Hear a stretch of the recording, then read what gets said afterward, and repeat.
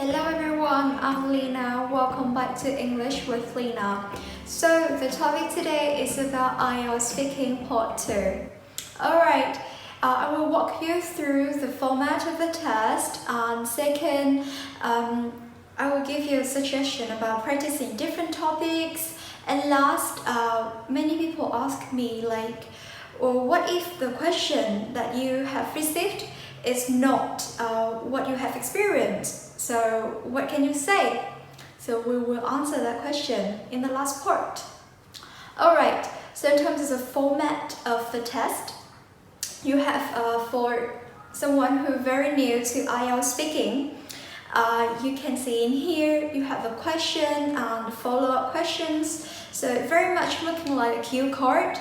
You should answer all of them so that your answer is naturally well structured, and you can also avoid running out of ideas.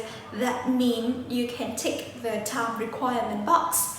So in terms of time, you are given 1 minute to prepare for the test, and you have 1 to 2 minutes to speak about it. I would suggest that you should speak for 2 minutes. Because it can show the examiner that you are able to speak at length, and it can also help you and it also give you the more time to show your vocabulary and your English ability. Okay, in IELTS Speaking Part 2, please do not overthink. Maybe the topic can ask you about a holiday that you have enjoyed, and you may start kind of thinking like, well, the trip to London was great, as well as the trip to Tokyo, Chào, or Da Nang. And then, boom, time's up. You're out of time, then you have to talk.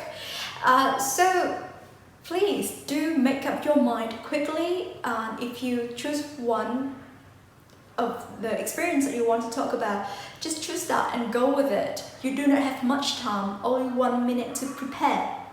Second, you should practice with different topics, with many different topics.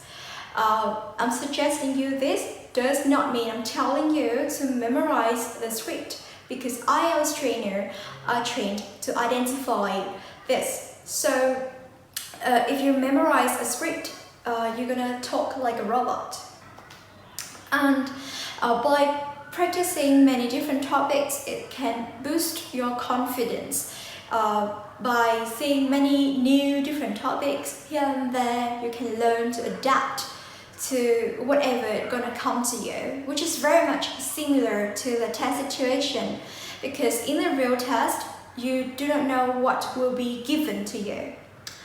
And by practicing many topics, you can build up your vocabulary in different areas.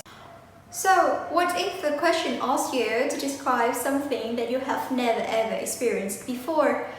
There are two ways to tackle this situation. So first, you may want to fake it. So for example, if the question asks you to describe an art gallery and you have never ever been to one, then for example, like me, I have watched tons of documentaries about art and art galleries in general, so I can pretend that I have the experience and just go ahead and describe it. However, I always suggest you to do this if you are highly skilled. Otherwise, you may end up speaking for 1 to 2 sentences and then stop. The second way is to admit that you don't have that experience. You talk about a similar topic, maybe let's say you describe a museum that you have been to. You will lose some mark by doing this, but you will not lose a whole big chunk. That's the difference. And by confronting that you haven't been to an art gallery, you show that you understand the question. Without this sentence, the IELTS examiner may think that you misunderstood the question entirely. Okay, thank you very much for watching my video. Do click the subscribe button. I see you in my next video.